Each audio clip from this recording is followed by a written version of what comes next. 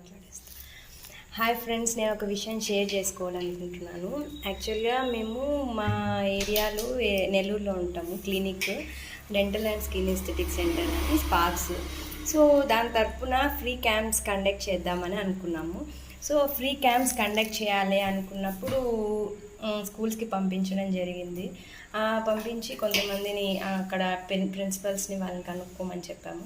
So అక్కడి నుంచి response ఏం రాలేదు. చెప్తామన్నారు. ఆల్మోస్ట్ 20 days అయింది. ఇప్పటి వరకు మాకేం రెస్పాన్స్ అయితే రాలేదు.